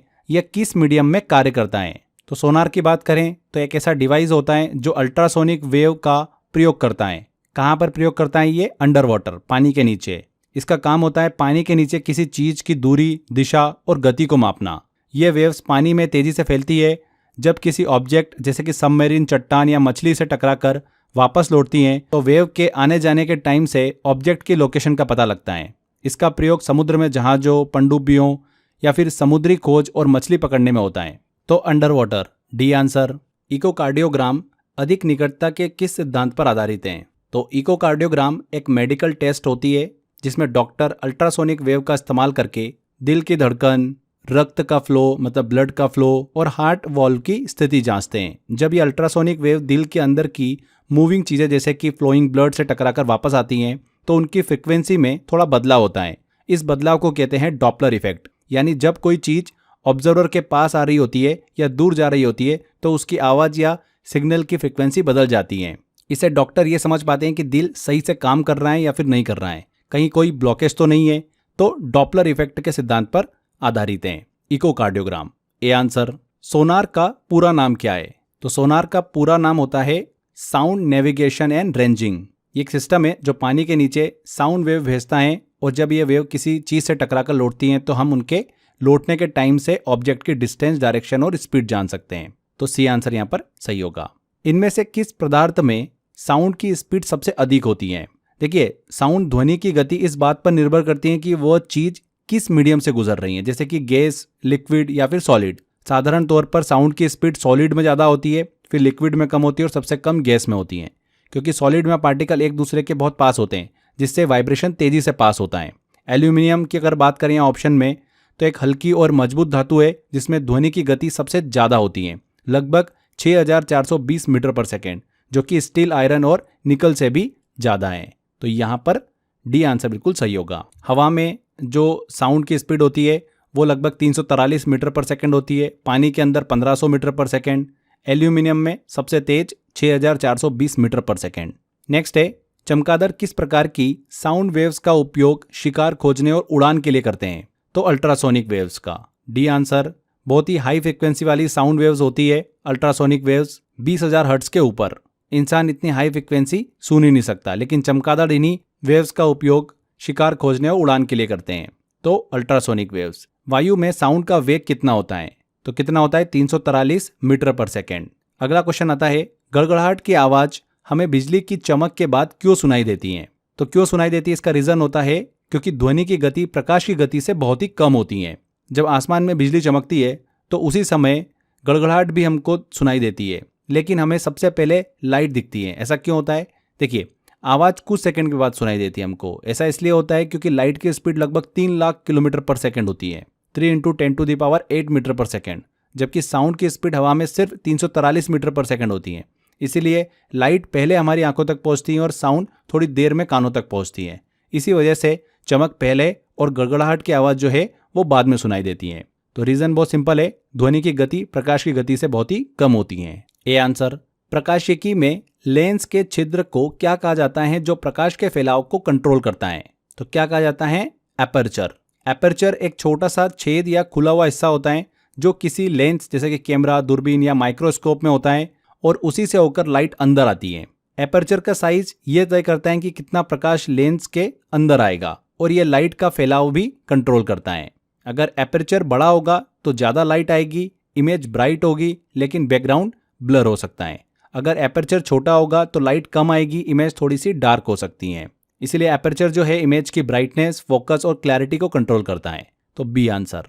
नेक्स्ट क्वेश्चन है, 17वीं शताब्दी में आइजक न्यूटन ने किस प्रकार की दूरबीन का आविष्कार किया जिसमें सामान्य लेंस की जगह अवतल दर्पण का प्रयोग हुआ था, कॉन्केव मिरर का यूज हुआ था? तो परावर्ती दूरबीन, रिफ्लेक्टिंग टेलीस्कोप का उन्होंने आविष्कार किया था। आइजैक न्यूटन ने 1668 में एक खास तरीके की टेलीस्कोप बनाई थी, दूरबीन बनाई थी, जिसे कहते हैं रिफ्लेक्टिंग टेलीस्कोप। इसमें उन्होंने कॉन्केव मिरर का इस्तेमाल किया था जो लाइट को रिफ्लेक्ट करके एक जगह इकट्ठा करता है। इससे इमेज ज़्यादा साफ और तेज मिलती थी। रिफ्लेक्टिंग टेलीस्कोप लेंस से लाइट को मोड़ा जाता है और मिरर से लाइट को वापस भेजा जाता है और इमेज बनाई जाती है। तो यहाँ पर रिफ्लेक्टिंग टेलीस्कोप, परावर्ती दूरबीन, सी आंसर बिल्कुल सही होगा। विबग्योर में किस रंग की ऊर्जा, एनर्जी सबसे मिनिमम होती है? तो विबग्योर मतलब violet, indigo, blue, green, yellow, orange और रेड 7 रंगों का क्रम होता है जो हम इंद्रधनुष या फिर प्रिज्म में देखते हैं। हर रंग की एक फ्रिक्वेंसी और वेवलेंथ होती है। अब रूल क्या होता है कि एनर्जी जो होती है वो डायरेक्टली प्रोपोर्शनल होती है फ्रिक्वेंसी के। तो फ्रिक्वेंसी ज़्यादा होगी तो एनर्जी भी ज़्यादा होगी। अब इसमें वॉयलेट की फ्रिक्वेंसी सबसे ज़्यादा होती है, इसलिए उसकी एनर्जी भी सबसे ज़्यादा होगी। रेड की फ्रिक्वेंसी सबसे कम होती है, इसलिए उसकी एनर्जी भी सबसे कम होगी। और यहाँ पर क्या पूछा जा रहा है? किस रंग की ऊर्जा न्यूनतम होगी, एनर्जी सबसे कम होगी? तो रेड की। सिंपल से समझ में आ रहा है। अगला लेते हैं क्वेश्चन, जब कोई व्यक्ति तेज रोशनी वाले कमरे से अचानक मंद रोशनी वाले कमरे में जाता है तो वो वस्तुएं क्यों नहीं देख पाता है? तो देखिए, हमारी आंख की जो रचना है उसमें एक महत्वपूर्ण हिस्सा होता है आइरिस का। ये आंख के बीच की काली गोल जगह यानी प्यूपिल को कंट्रोल करता है। जब आप तेज रोशनी, ब्राइट लाइट वाले कमरे में होते हैं तो बहुत सारी लाइट आंख में घुसने की कोशिश करती हैं। आइरिस तुरंत प्यूपिल को छोटा कर देता है ताकि आंख को ज़्यादा लाइट से नुकसान ना हो। लेकिन जब आप अचानक मंद रोशनी, डिम लाइट वाले कमरे में जाते हो तब भी आपकी प्यूपिल छोटी रहती है क्योंकि उसे फैलने में थोड़ा सा समय लगता है। इस वजह से कम लाइट अंदर जाती है और थोड़ी देर आपको कुछ साफ नहीं दिखाई देता। तो यहाँ पर आंसर क्या हो जाएगा? परितारिका मतलब आइरिस सिकुड़कर पुतली को छोटा बना देती है जिससे कम प्रकाश प्रवेश करता है। इसी वजह से जब हम तेज रोशनी से मंद रोशनी वाले कमरे में जाते हैं तो चीजें नहीं देख पाते हैं। B answer. उत्तल दर्पण द्वारा बनने वाला प्रतिबिंब सदैव कैसा होता है? कॉन्वेक्स मिरर द्वारा बनने वाला प्रतिबिंब कैसा होता है? आभासी और सीधा, वर्चुअल एंड इरेक्ट। देखो, एक उत्तल दर्पण जो होता है ना, यानी जो बाहर की ओर उभरा हुआ होता है, ये हमेशा एक ही तरीके की इमेज बनाता है। वर्चुअल सिर्फ दिखाई देती है, स्क्रीन पर नहीं बनती। इरेक्ट सीधी होती है और आकार में छोटी होती है। कॉन्वेक्स मिरर हमेशा वर्चुअल, इरेक्ट और छोटी इमेज बनाता है। इसीलिए कॉन्वेक्स मिरर का उपयोग जो है, उत्तल दर्पण का उपयोग जो है, गाड़ियों में रियर व्यू मिरर के तौर पर किया जाता है ताकि ज़्यादा एरिया दिख सके। तो यहाँ पर सी आंसर सही होगा। देखिए फ्रेंड्स, एक बहुत ही इंटरेस्टिंग चीज़ मैं आपको बताने वाला हूँ। रेलवे एनटीपीसी के अंदर मैंने जो लास्ट ईयर पेपर देखे, एनालिसिस करा, उसको समझ में आया कि बहुत सारे ऐसे क्वेश्चंस हैं जो प्रीवियस ईयर के हमको देखने को मिले, पीवाईक्यू क्वेश्चंस बार बार रिपीट हो जाते हैं। ओके, तो उसके लिए हम क्या करें, पीवाईक्यू क्वेश्चंस को हम सॉल्व करने बैठे हैं या फिर हम उनको पढ़ने बैठे हैं, क्या करना है उसका, क्योंकि क्वेश्चंस तो पूछ रहे हैं। अगर 20-25 क्वेश्चन आपको पीवाईक्यू मिल जाते हैं तो आपका तो काम हो गया। कम समय में पीवाईक्यू को कंप्लीट करने का मैंने एक शानदार तरीका आपको दिया है। देखिए, पहले देखो फिर मैं आपको बताता हूँ। यहाँ पर देखो, एक जैसे कि मेरे सिस्टम के अंदर मैंने फोल्डर बना रखा है एनटीपीसी वन लाइनर। ठीक है, एनटीपीसी वन लाइनर को हम अंदर जाते हैं तो देखो यहाँ पर अलग अलग आपको सब्जेक्ट दिख जाते हैं। फॉर एग्जाम्पल जैसे हम इकोनॉमिक्स में जाते हैं, इकोनॉमिक्स में गए तो इसके अंदर आपको पीडीएफ्स मिल जाएगी। ये मैंने आपको वन लाइनर पीडीएफ दे रखी है इकोनॉमिक्स की। अब यहाँ पर हम एक पीडीएफ को ओपन करते हैं तो जैसे देखिए स्क्रॉल करके नीचे आएंगे तो यहाँ पर इस तरीके से हमने वन लाइनर दे रखे हैं। आपको करना ये है कि इन वन लाइनर को पढ़ते चलना है। ये है पीवाईक्यू क्वेश्चन सी, बट मैंने इसको इस तरीके से अरेंज करा है कि आपका टाइम भी बचेगा एंड आप उसके इर्द गिर्द क्वेश्चन के कुछ बेसिक इन्फॉर्मेशन और एक्स्ट्रा इन्फॉर्मेशन भी कवर करते चलेंगे। फॉर्मेट मैंने ऐसा बनाया है कि पहले क्वेश्चन दिख जाएगा आपको, उसका करेक्ट आंसर और उसका एक बेसिक छोटा सा एक्सप्लेनेशन। इस तरीके से यहाँ पर देखिए आपको मल्टीपल वन लाइनर्स मिल जाएंगे। इसके अलावा जैसे फॉर एग्जाम्पल हम एक और सब्जेक्ट में चलते हैं, रेलवे जीके में चलते हैं। रेलवे जीके फॉर एनटीपीसी में आते हैं तो यहाँ पर ई बुक भी दे रखी है मैंने आपको और वन लाइनर भी है। तो वन लाइनर में चलते हैं, इंग्लिश और हिंदी दोनों में है। हिंदी वाले में जाते हैं हम तो यहाँ पर देखिए अलग अलग रेलवे के टॉपिक्स मैंने दे रखे हैं, जैसे कि जोन, आपको हिस्ट्री मिल जाएगी रेलवे की, आपको वंदे भारत का मिल जाएगा, लग्जरी टूरिस्ट ट्रेन के बारे में इंफॉर्मेशन मिल जाएगी। तो जैसे वंदे भारत में एक्सप्रेस में चलते हैं तो वंदे भारत एक्सप्रेस देखिए पीडीएफ ओपन कर लिया आपने, यहाँ पर आएंगे तो यहाँ पर आपको क्वेश्चंस देखने को मिल जाएंगे। वंदे भारत एक्सप्रेस को कब शुरू किया गया था, तो 15 फरवरी 2019 को शुरू किया। प्रधानमंत्री नरेंद्र मोदी ने नई दिल्ली से वाराणसी रूट पर इसका उद्घाटन किया था। तो ऐसे आपको यहाँ पर वन लाइनर्स दे रखे मैंने वंदे भारत से रिलेटेड, सारे इंपॉर्टेंट है। बस आपको इनको फटाफट पढ़ते चलना है, क्विक रिवीजन करना है बस आपको, क्वेश्चंस आपको इसी में से मिल जाएंगे। ऐसे ही और भी देखिए सब्जेक्ट्स हैं, कंप्यूटर है, पॉलिटी है, साइंस है, स्टैटिक जीके है, ज्योग्राफी है, हिस्ट्री है, एनवायरनमेंट है। तो सभी के मैंने आपको पीवाईक्यू जो है उनको वन लाइनर में दे रखा है। 10,000 वन लाइनर आपके यहाँ पर कंप्लीट हो जाते हैं, मतलब पीवाईक्यू कंप्लीट हो जाते हैं। 101% फ्रेंड्स, काफ़ी क्वेश्चंस आपको यहाँ से देखने को मिलेंगे। प्रॉब्लम ये आती है कि इनको हम जल्दी जल्दी रिवाइज कैसे करें, तो इसीलिए मैंने आपको इनको वन लाइनर के फॉर्मेट में दिया है जिससे कि आप जल्दी और क्विक रिवीजन कर सकें। तो यहाँ पर इस फोल्डर का अगर आपको एक्सेस लेना है, मतलब 10,000 एनटीपीसी वन लाइनर को आपको अगर डाउनलोड करना है तो आप कहाँ से ले सकते हैं। देखिए, crazy GK trick application download करो। Crazy GK trick application download करते ही वहाँ पर आपको फाउंडेशन कोर्स का ऑप्शन दिखेगा, इसमें जाएंगे, कोर्स बाय अक्षय सर वाला ऑप्शन दिखेगा। जैसे आप इसके अंदर जाएंगे वहाँ पर आपको टॉप पर ही ये कोर्स देखिए दिख जाएगा, railway NTPC 10,000 one liner. Price है इसकी सिर्फ मात्र 29 रुपये, 29 रुपीज़ में आपको 10,000 वन लाइनर मिल जाएंगे। और फॉर्मेट मैंने इतना शानदार बनाया है इसका कि आपको पढ़ के मज़ा आ जाएगा। पीवाईक्यू क्वेश्चन है, पीवाईक्यू क्वेश्चन से काफ़ी क्वेश्चंस देखने को मिल रहे हैं एग्जाम के अंदर, यहाँ से हमारा क्वेश्चन गलत नहीं होना चाहिए। तो तुरंत डाउनलोड करो crazy GK trick application, link description में दे रखा है मैंने, और जाओ और इसको एनरोल करो। इसके अलावा मैंने डिस्क्रिप्शन बॉक्स और कमेंट बॉक्स में भी लिंक दे रखा है, वहाँ पर क्लिक कर भी आप इस फोल्डर को एक्सेस कर सकते हैं। कोई प्रॉब्लम आती है, कोई क्वेरी आती है तो स्क्रीन पर दिए गए नंबर पर कॉल करके आपकी क्वेरी रिजॉल्व कर सकते हैं। अगला क्वेश्चन है, लेंस के बारे में इनमें से कौन से कथन सही हैं। उत्तल लेंस की क्षमता धनात्मक होती है, power of convex lens is positive. अवतल लेंस की क्षमता ऋणात्मक होती है, power of concave lens is negative. तो देख लेते हैं दोनों को। देखो, पहला और दूसरा दोनों कथन जो है ना वो बिल्कुल सही है। लेंस की पावर इस बात पर निर्भर करती है कि उसका फोकल लेंथ क्या है। पावर क्या होता है, देखिए पावर का फॉर्मूला होता है P = 100/F। ठीक है, अब कॉन्वेक्स लेंस की बात करते हैं तो ये लाइट को अंदर की ओर मोड़ता है, इसका फोकल लेंथ पॉजिटिव होता है, इसीलिए इसकी पावर पॉजिटिव होगी। कॉन्केव लेंस की बात करें तो लाइट को बाहर की ओर फैलाता है और इसका फोकल लेंथ नेगेटिव होता है, इसीलिए इसकी पावर जो होगी वो नेगेटिव होती है। दोनों कथन जो है यहाँ पर बिल्कुल सही है, 1 और 2 दोनों, ए आंसर। नेक्स्ट है क्वेश्चन, यदि U वस्तु की दूरी, V प्रतिबिंब दूरी, F फोकस दूरी, तो दर्पण सूत्र क्या होगा। बहुत ही सिंपल है, दर्पण सूत्र होगा 1/V + 1/U = 1/F। यही होता है दर्पण सूत्र। V image distance, U object distance, F focal length. इस पे बेस्ड आपको न्यूमेरिकल भी एग्जाम में देखने को मिल सकते हैं, इसलिए फॉर्मूला काफी इंपॉर्टेंट है। श्वेत प्रकाश का उसके घटक रंगों में विभाजन कहलाता है, क्या कहलाता है, डिस्पर्जन। वर्ण विक्षेपण, जब व्हाइट लाइट किसी प्रिज्म से होकर गुजरती है तो वो विबग्योर यानी violet, indigo, blue, green, yellow, orange, red में बढ़ जाती हैं, इसे कहते हैं डिस्पर्जन ऑफ लाइट। ऐसा क्यों होता है? क्योंकि हर रंग की वेवलेंथ अलग होती हैं और जब लाइट प्रिज्म से गुजरती हैं तो हर रंग अलग अलग एंगल पर मुड़ता है। वॉयलेट रंग जो होता है, बैंगनी रंग, वो सबसे ज़्यादा मुड़ता है, रेड सबसे कम मुड़ता है। तो इस तरीके से हमको यहाँ पर विक्षेपण देखने को मिलता है। तो बहुत ही सिंपल है, श्वेत प्रकाश का उसके घटक रंगों में विभाजन क्या कहलाता है? वर्ण विक्षेपण, डिस्पर्जन कहलाता है। अच्छा, यहाँ पर जो ऑप्शन में टर्म्स दे रखी है इनको भी क्लियर कर लो, इनसे भी क्वेश्चन बन जाता है। रिफ्रैक्शन क्या होता है? अपवर्तन। जब लाइट एक मीडियम से दूसरे मीडियम में जाती हैं और डायरेक्शन बदलती हैं तो उसे क्या बोलते हैं? अपवर्तन कहते हैं, रिफ्रैक्शन कहते हैं।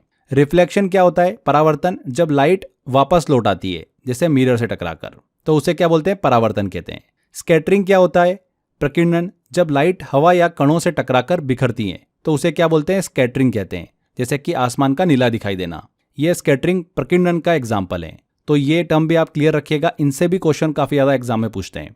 नेक्स्ट आता है क्वेश्चन, गोल्ड और कॉपर किस कलर के लाइट को अवशोषित करते हैं जिससे वे पीले दिखाई देते हैं? देखिए, जब कोई वस्तु किसी रंग की लाइट को ऑब्जर्व कर लेती है और बाकी कलर को रिफ्लेक्ट कर देती है तो हमें वही रंग दिखाई देता है जो रिफ्लेक्ट होता है। जो उसने ऑब्जर्व करा वो रंग थोड़ी दिखाई देता, जो रिफ्लेक्ट हुआ और हमारी आंखों तक पहुंचा वही दिखाई देगा। तो गोल्ड और कॉपर जो है ये नीली लाइट को ऑब्जर्व करते हैं, ये रेड और ग्रीन रंग को रिफ्लेक्ट करते हैं। रेड प्लस ग्रीन मिलकर येलो रंग बनता है, इसीलिए हमें धातुएं जो होती है वो पीले रंग की दिखाई देती हैं। जो रंग एब्जॉर्ब होता है वो नहीं दिखता है, जो रंग रिफ्लेक्ट होता है वही हमारी आंखों को दिखता है। तो समझ में आया कौन सा रंग अवशोषित करते हैं? ये ब्लू रंग, बी आंसर। काफी अच्छा क्वेश्चन है ये। किस पदार्थ का निरपेक्ष अपवर्तनांक 2.42 होता है? एब्सोल्यूट रिफ्लेक्टिव इंडेक्स 2.42 होता है। तो किसका होता है? हीरे का होता है। रिफ्लेक्टिव इंडेक्स जो होता है म्यू, किसी मटेरियल में लाइट कितनी धीमी हो जाती है जब वो वैक्यूम से उस मटेरियल में जाती है, ये बताता है। इसका फॉर्मूला होता है mu equal to C upon में वी। सी हो गई लाइट की स्पीड वैक्यूम में और वी हो गया लाइट की स्पीड उस मीडियम में। डायमंड का जो रिफ्लेक्टिव इंडेक्स होता है वो 2.42 होता है, यानी लाइट उसमें बहुत ही धीरे चलती है। यही वजह है कि हीरे में लाइट बार बार मुड़ती है और अंदर बाउंस करती है, जिससे वो बहुत ही तेज चमकता है। इसे कहते हैं टोटल इंटरनल रिफ्लेक्शन, पूर्ण आंतरिक परावर्तन। इस कारण से हीरे की चमक जो है बहुत ही खास होती है। यहाँ पर हीरा, डायमंड बिल्कुल सही आंसर होगा। सूर्य के लाल और हरे प्रकाश के अलावा समुद्र में पानी के मॉलिक्यूल्स सूर्य के किस अदर वेवलेंथ को अवशोषित करते हैं? तो सनलाइट में विबग्योर के सभी कलर्स होते हैं देखो, और जब ये समुद्र की सतह पर पड़ती है तो कुछ लाइट रिफ्लेक्ट हो जाती हैं और बाकी पानी में चली जाती हैं। रेड, ग्रीन और येलो की वेवलेंथ ज़्यादा होती हैं, ये पानी में ज़्यादा देर तक नहीं टिकती हैं और जल्दी एब्जॉर्ब हो जाती हैं। ब्लू और वॉयलेट की वेवलेंथ छोटी होती हैं, ये पानी में गहराई तक जाती हैं और स्कैटरिंग के कारण वापस आंखों तक आती हैं। इसीलिए हमें समुद्र का पानी अक्सर नीला दिखाई देता है। इस सवाल में क्या पूछा है कि रेड और ग्रीन के अलावा कौन सा कलर एब्जॉर्ब होता है? तो उसका जवाब है येलो, डी आंसर। किस प्रकार के दर्पण में प्रकाश का पार्श्व परिवर्तन होता है? किस प्रकार के? देखिए मिरर में, प्लेन मिरर में। जब आप किसी प्लेन मिरर के सामने खड़े होते हो तो आपकी इमेज वैसे दिखती है, लेकिन आपका दायां हाथ बाएं की तरह और बायां हाथ दाएं की तरह दिखता है। इसे कहते हैं पार्श्व परिवर्तन, लेटरल इन्वर्शन, यानी लेफ्ट और राइट उलट जाते हैं। ऊपर नीचे की दिशा नहीं बदलती है, सिर्फ बाएं दाएं की दिशा बदलती है। तो प्लेन मिरर, डी आंसर सही होगा। एक माध्यम से दूसरे में जाते समय लाइट के मार्ग में मोड़ को क्या कहते हैं? अभी डिस्कस करा था हमने, रिफ्रैक्शन कहते हैं, अपवर्तन कहते हैं। उस घटना का क्या नाम है जिसमें पहाड़ की चोटी पर सूर्योदय या सूर्यास्त के समय हल्का लाल या नारंगी रंग दिखाई देता है? तो उस घटना को क्या बोलते हैं? एल्पेंग्लो कहते हैं। एल्पेंग्लो एक बहुत ही सुंदर घटना है जो सूर्यास्त और सूर्योदय के समय देखा जाता है। इसमें होता क्या है कि जब सूरज खुद तो नहीं दिखता, लेकिन उसकी रोशनी सीधे पहाड़ की चोटी या फिर बर्फीली सतह से टकराती है। इसमें पहाड़ों पर हल्की गुलाबी, लाल या फिर नारंगी चमक दिखाई देती है। ये तब होता है जब एटमॉस्फेयर नीली लाइट को स्कैटर कर देता है और केवल रेड और ऑरेंज लाइट बचती है जो लंबे रास्ते से होकर पहाड़ों तक पहुंचती हैं। ये सीन अक्सर बर्फ से ढकी ऊंचाई वाली जगहों जैसे हिमालय या फिर आल्प्स, इनमें दिखाई देता है। तो उस घटना का नाम क्या है जिसमें पहाड़ की चोटी पर सूर्योदय और सूर्यास्त के समय हल्का लाल और नारंगी रंग दिखाई देता है? अल्पेंग्लो, सी आंसर। इनमें से किसकी प्रतिरोधकता सबसे अधिक होती है? तो नाइक्रोम की जो रेजिस्टिविटी होती है वो हाईएस्ट होती है। रेजिस्टिविटी का मतलब होता है किसी पदार्थ की बिजली को रोकने की क्षमता, यानी वो कितना अपोज करता है इलेक्ट्रिक करंट को। रेजिस्टिविटी सिर्फ मटेरियल पर डिपेंड करती है, न कि उसके आकार या लंबाई पर। इसकी यूनिट क्या होती है? ओम मीटर होती है। जितनी ज़्यादा रेजिस्टिविटी उतनी कम करंट फ्लो। तो नाइक्रोम की बात करेंगे फ्रेंड्स, तो यहाँ पर इसकी रेजिस्टिविटी सबसे ज़्यादा होती है। ये एक अलॉय होता है जिसमें निकल प्लस क्रोमियम होता है, इसकी रेजिस्टिविटी सबसे ज़्यादा होती है। B answer. स्थायी चुंबक बनाने के लिए इनमें से कौन सा तत्व सबसे उपयुक्त है? तो कौन सा तत्व? स्टील। देखिए, परमानेंट मैग्नेट वो होता है जो एक बार चुंबकीय बन जाने के बाद लंबे समय तक अपने मैग्नेटिक पावर को बनाए रखता है, उसे परमानेंट मैग्नेट कहते हैं। अब सवाल यह है कि ऐसा चुंबक बनाने के लिए कैसा मटेरियल चाहिए? तो ऐसा पदार्थ होना चाहिए जिसमें हो हाई रिटेंटिविटी, मतलब चुंबकत्व को लंबे समय तक रख सके, और हाई कोअर्सिविटी, चुंबकत्व को खत्म करना मुश्किल हो, और ये दोनों क्वालिटी होती है स्टील के अंदर। तो यहाँ पर स्टील बिल्कुल करेक्ट आंसर होगा। अगला क्वेश्चन है, इनमें से कौन सा पदार्थ इलेक्ट्रिसिटी का कंडक्टर है? तो कौन है गुड कंडक्टर? कंडक्टर वो मटेरियल होता है जिसमें फ्री इलेक्ट्रॉन ज़्यादा होते हैं, जिससे इलेक्ट्रिसिटी आसानी से फ्लो कर सकती है।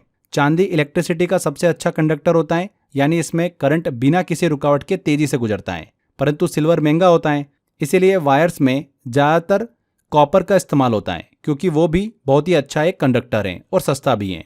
तो यहाँ पर सिल्वर सही आंसर होगा। धारावाही चालक से जुड़े मैग्नेटिक फील्ड की डायरेक्शन ज्ञात करने के लिए किस रूल का उपयोग किया जाता है? किस रूल का उपयोग किया जाता है? मैक्सवेल का कॉर्क स्क्रू नियम। ये रूल बताता है कि अगर आप एक स्क्रू को करंट की दिशा में घुमाएं तो स्क्रू को घुमाने की दिशा ही मैग्नेटिक फील्ड की दिशा होगी। आप इसे हाथ से भी समझ सकते हैं। थंब जो होता है वो करंट की डायरेक्शन होती है, फिंगर का घुमाव जो होता है वो मैग्नेटिक फील्ड की दिशा होती है। मैग्नेटिक फील्ड हमेशा करंट कैरिंग वायर के चारों ओर सर्कुलर होता है और इसकी दिशा करंट पर डिपेंड करती है। यही concept Maxwell cork screw rule से समझाया जाता है। तो यहाँ पर सी आंसर बिल्कुल सही होगा। 6 वॉट विभवांतर मतलब पोटेंशियल वाले दो बिंदुओं के बीच 4 कूलम का आवेश मतलब चार्ज स्थानांतरित करने में किया गया कार्य कितना होगा? निकाल लेते हैं, बहुत ही सिंपल है। यहाँ पर हमको निकालना है कार्य मतलब वर्क डन, और वर्क इक्वल टू क्या होता है? V into Q. वी हो गया पोटेंशियल डिफरेंस जो कि 6 वोल्ट दे रखा है, क्यू मतलब हो गया हमारा चार्ज जो कि 4 कूलम दे रखा है। सिंपली 6 इंटू 4 करेंगे, आ जाएगा 24 जूल। तो यहाँ पर डी आंसर बिल्कुल करेक्ट होगा। नेक्स्ट क्वेश्चन आता है, किसी चालक तार में आवेश प्रवाहित होने के लिए इलेक्ट्रॉन्स कब मूव करते हैं? तो जब विद्युत दाब में अंतर होता है तब मूव करते हैं।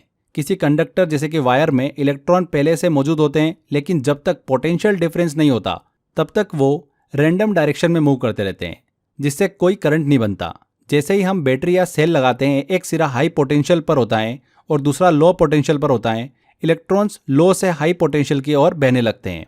तो किसी चालक तार में आवेश मतलब चार्ज प्रवाहित होने के लिए इलेक्ट्रॉन्स कब मूव करते हैं? जब विद्युत दाब में अंतर होता है, when there is a potential difference। C answer. इनमें से कौन इलेक्ट्रिसिटी का गुड कंडक्टर नहीं है? तो यहाँ पर सही आंसर होगा हीरा, डायमंड। देखो, कंडक्टर क्या होता है? वो पदार्थ जो इलेक्ट्रिसिटी को अंदर से गुजरने देता है, उसे कंडक्टर कहते हैं। अब ग्रेफाइट जो है ये अच्छा कंडक्टर है, इसमें फ्री इलेक्ट्रॉन्स होते हैं, तो ये गुड कंडक्टर हो गया। गोल्ड की बात करें तो बहुत अच्छा कंडक्टर है, सबसे बेहतरीन कंडक्टर में से एक। डायमंड की बात करेंगे तो ये इंसुलेटर है, इसकी रचना ऐसी होती है कि फ्री इलेक्ट्रॉन्स नहीं होते हैं, तो करंट कैसे फ्लो करेगा। क्ले की बात करें तो थोड़ा बहुत कंडक्ट कर सकती है जब गीली हो, पर बहुत ही ज़्यादा पुअर कंडक्टर है। और यहाँ पर पूछा गया कि बेड कंडक्टर है, तो डायमंड यहाँ पर बिल्कुल सही आंसर होगा। अगला क्वेश्चन आता है, टेलीफोन का आविष्कार किस वर्ष किया गया था? देखिए, सबको पता है टेलीफोन का आविष्कार जो है ग्राम बेल ने किया था, अलेक्जेंडर ग्राम बेल ने।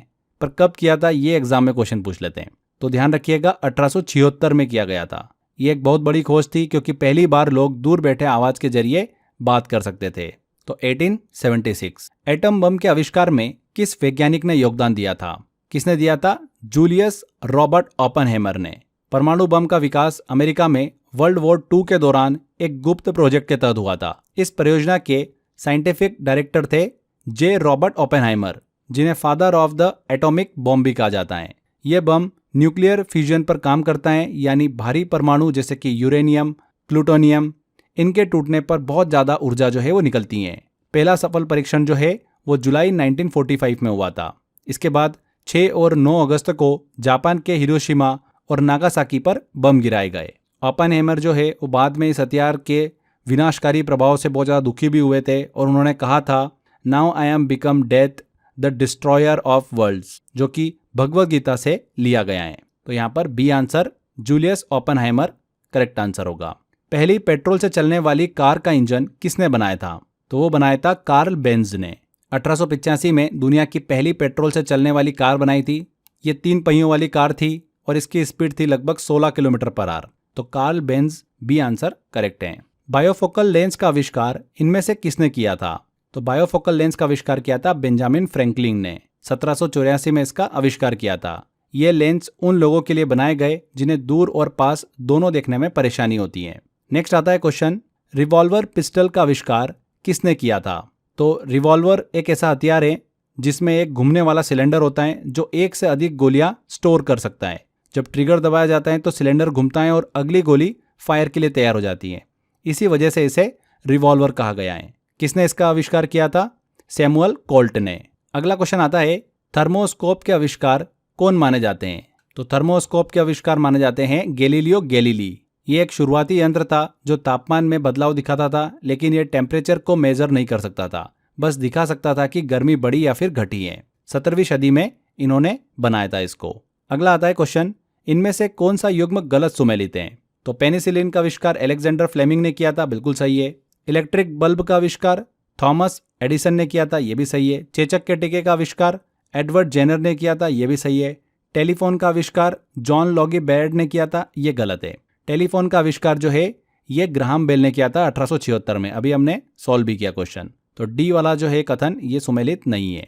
अगला क्वेश्चन है, भारत में जन्मे किस स्कॉटिश आविष्कारक को ऑटोमेटेड टेलर मशीन एटीएम के विकास का श्रेय दिया जाता है? किसे दिया जाता है? जॉन शेफर्ड बैरन को। एटीएम के आविष्कार का श्रेय जॉन शेफर्ड बैरन को दिया जाता है, जो कि एक स्कॉटिश आविष्कारक थे। उन्होंने 1960 के दशक में ऐसा एक मशीन आधारित बैंकिंग सिस्टम सोचा जिससे लोग 24 घंटे कभी भी पैसे निकाल सके बिना बैंक में जाए। तो यहाँ पर डी आंसर। हेनरी बैकुरेल ने इनमें से किसकी खोज की थी? तो हेनरी बैकुरेल की बात करें, एक फ्रांसीसी भौतिकविद थे जिन्होंने 1896 में 1896 में रेडियो एक्टिविटी की खोज की थी। ये खोज एकदम संयोगवश हुई थी। ये आधुनिक परमाणु भौतिकी की नींव साबित हुई, न्यूक्लियर फिजिक्स की। तो रेडियो एक्टिविटी, रेडियो धर्मिता। नेक्स्ट क्वेश्चन आता है, डगलस एंगलबर्ट ने इनमें से किस उपकरण का आविष्कार किया था? तो किस उपकरण का आविष्कार किया था? कंप्यूटर माउस का। उन्होंने 1960 के दशक में इसे विकसित किया था। इसे पहली बार 1968 में एक प्रसिद्ध डेमो में दुनिया के सामने पेश किया गया, जिसे the mother of all demos कहा जाता है। उस समय यह माउस जो था लकड़ी का बना होता था और इसमें 2 पहिए लगे होते थे, एक एक्स एक्सिस पर और एक वाई एक्सिस की दिशा में, जिससे स्क्रीन पर पॉइंटर को मूव करना संभव हो सका। यह कंप्यूटर उपयोग को मैनुअल कीबोर्ड ओनली सिस्टम से हटाकर विजुअल और इंटरेक्टिव सिस्टम में बदलने की दिशा में पहला कदम था। तो डगलस एंगलबर्ट ने कंप्यूटर माउस का आविष्कार किया था। अगला क्वेश्चन है, लाइट के 7 कंपोनेंट कलर में डिस्पर्जन की खोज 1666 में किसने की थी? किसने करी थी? आइजैक न्यूटन ने। यह महत्वपूर्ण खोज उन्होंने की थी कि सफेद प्रकाश वास्तव में 7 रंगों से मिलकर बना हुआ होता है और यह रंग एक प्रिज्म से गुजरने पर विभाजित मतलब डिस्पर्स हो जाते हैं। इस घटना को उन्होंने क्या कहा? डिस्पर्जन ऑफ लाइट, प्रकाश का वर्ण विक्षेपण। आगे बढ़ते हैं, नेक्स्ट क्वेश्चन की तरफ चलते हैं। एक चलती हुई कार के सामने अपोजिट डायरेक्शन से हवा आती है, हवा द्वारा किया गया कार्य क्या होगा? तो किस तरीके का कार्य होगा? वो नेगेटिव होगा, जीरो होगा, इनफाइनाइट होगा या पॉजिटिव होगा? तो जब कोई वस्तु जैसे कि एक कार किसी दिशा में चल रही है और कोई फोर्स उसके विपरीत दिशा में लगाया जाता है, जैसे कि तेज हवा सामने से आ रही हो, तो ये जो फोर्स होगा वस्तु की गति को कम करने का प्रयास करता है, यानी उसके काइनेटिक एनर्जी को घटाता है। ऐसे में फिजिक्स में कहा जाता है कि बल ने नकारात्मक कार्य किया है, नेगेटिव वर्क किया है। तो यहाँ पर नेगेटिव, ए आंसर। यदि कोई व्यक्ति W कार्य को T समय में करता है तो उसकी शक्ति क्या होगी? सिंपल सी बात है, पावर पूछ रहे हैं। तो फिजिक्स में पावर का अर्थ क्या होता है? किसी व्यक्ति या वस्तु द्वारा कितनी तेजी से कार्य किया गया हो। पावर इक्वल टू होता है वर्क डन अपॉन में टाइम, W अपॉन में T, और यही पूछा जा रहा है। तो सी आंसर सही होगा। पावर की ऐसा यूनिट क्या होती है? जूल पर सेकेंड। आगे बढ़ते हैं, अगला क्वेश्चन लेते हैं। इनमें से किस पार्टिकल में सबसे अधिक काइनेटिक एनर्जी होती है? तो फिजिक्स और केमिस्ट्री के अनुसार किसी भी पदार्थ के पार्टिकल्स की जो काइनेटिक एनर्जी होती है वो इस बात पर डिपेंड करती है कि वो कितनी तेजी से गति कर रही है। पदार्थ की 3 मुख्य अवस्था होती है, ठोस होता है, लिक्विड होता है और गैस होता है। इनके कणों की जो काइनेटिक एनर्जी होगी वो किस हिसाब से होगी? अब गैस में सबसे ज़्यादा होगी, लिक्विड में उसके बाद कम, और सबसे कम होगी सॉलिड में। तो काइनेटिक एनर्जी सबसे अधिक कहाँ पर होगी? गैस में, डी आंसर। डैम में स्टोर्ड वाटर में किस प्रकार की एनर्जी होती है? तो जब किसी बांध में पानी को ऊंचाई पर रोक कर रखा जाता है तो उसमें जो ऊर्जा संग्रहित होती है उसे कहते हैं पोटेंशियल एनर्जी, स्थितिज ऊर्जा। ये ऊर्जा उस पानी की हाइट और उसके भार मतलब मास के कारण उत्पन्न होती है, जिसे हम फिजिक्स में कहते हैं mgh। पोटेंशियल एनर्जी का फॉर्मूला क्या होता है? mgh होता है। इसी रूप में उसे दर्शाते हैं। अच्छा, जब बांध का गेट खोला जाता है, पानी नीचे की ओर तेजी से बहने लगता है, तब उसकी जो पोटेंशियल एनर्जी होती है वो काइनेटिक एनर्जी में बदल जाती है। तो ये चीज़ भी आप दिमाग में रखिएगा।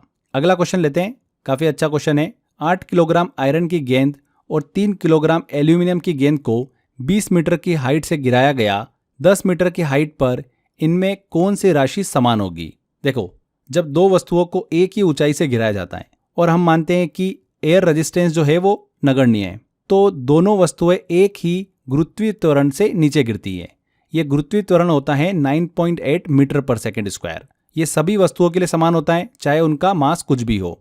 तो यहाँ पर त्वरण एक्सेलरेशन, बी आंसर बिल्कुल सही होगा। एक्सेलरेशन पूरी तरह गुरुत्वाकर्षण बल ग्रेविटी पर डिपेंड करता है, न कि वस्तु के भार पर। यानी चाहे गेंद लोहे की हो या फिर एल्यूमिनियम की हो, भारी हो या हल्की हो, दोनों समान गति से गिरेगी और उनका त्वरण जो है वो बराबर होगा, एक्सेलरेशन बराबर होगा। तो बी आंसर। बहुत अच्छा क्वेश्चन है ये। ऐसे क्वेश्चन एग्जाम में आते हैं, बट कॉन्सेप्ट अगर क्लियर नहीं है तो गलत हो जाते हैं। इसलिए फिजिक्स को अच्छे से कॉन्सेप्ट से पढ़ना बहुत ज़रूरी होता है।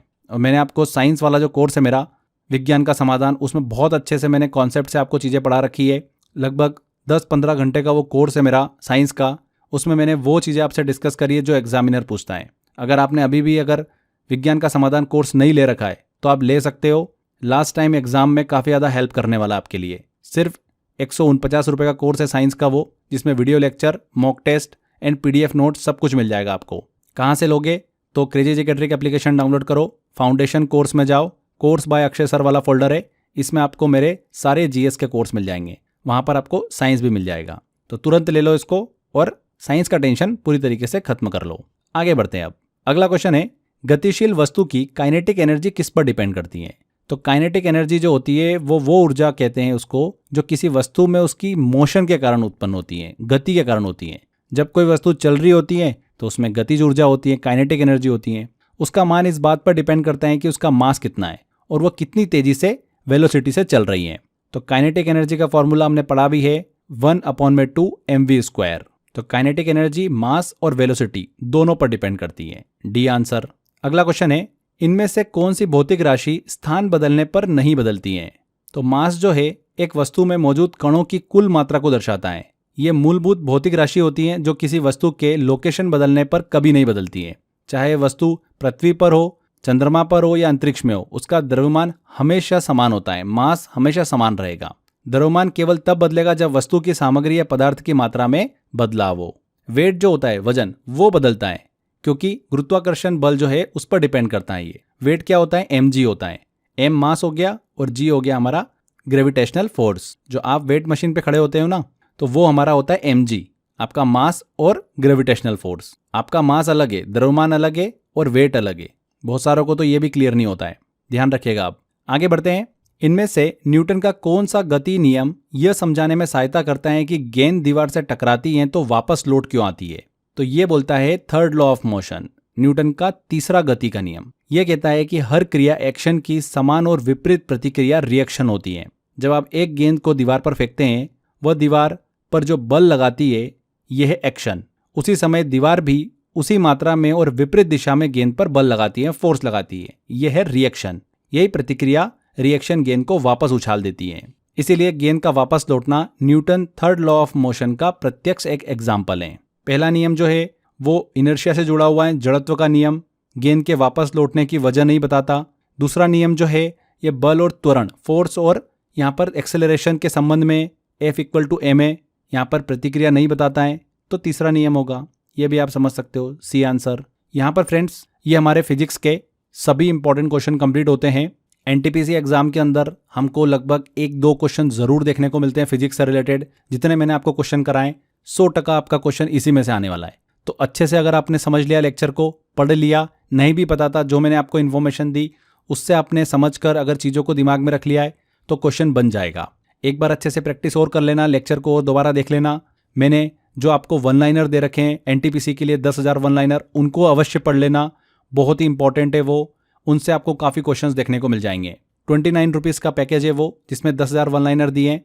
इसके अलावा अभी हमने आपके लिए एनटीपीसी के लिए स्पेशली कंप्लीट पैकेज लॉन्च किया है, जिसमें जीएस, मैथ्स और रीजनिंग तीनों सब्जेक्ट की आपको ई बुक दी गई है। मैथ्स और रीजनिंग में टॉपिक वाइज आपको ई बुक मिली है, जिसके साथ में आपको सॉल्यूशन पीडीएफ भी दी गई है। ईमानदारी से अगर उन क्वेश्चन की आपने प्रैक्टिस कर ली, मेहनत कर ली, तो 100% आप CBT 1 क्रैक कर लोगे। आपका पहला पेपर जो है वो क्लियर हो जाएगा। तो इस पैकेज को एनरोल कर सकते हैं। मात्र 64 रुपीज़ का पैकेज है। इसका लिंक मैंने डिस्क्रिप्शन बॉक्स और कमेंट बॉक्स में दे रखा है, वहाँ पर क्लिक कर एनरोल कर सकते हो। इसके अलावा आप crazy GK trick application download कर लीजिए। वहाँ पर फाउंडेशन कोर्स में कोर्स बाय अक्षय सर नाम का फोल्डर है, उसमें आपको यह पैकेज मिल जाएगा। तो आज के सेशन में फ्रेंड्स इतना ही। आई होप आपको मेहनत अच्छी लगी है। मेहनत अच्छी लगी है आपको तो वीडियो को लाइक ज़रूर कर दीजिएगा, शेयर कर दीजिएगा अपने फ्रेंड के साथ में, एंड कमेंट करके ज़रूर बताइएगा कि वीडियो कैसा लगा। आपने अभी तक अगर चैनल को सब्सक्राइब नहीं करा है तो सब्सक्राइब भी कर लो। मिलते हैं फ्रेंड्स अगले वीडियो में। Till then, bye bye.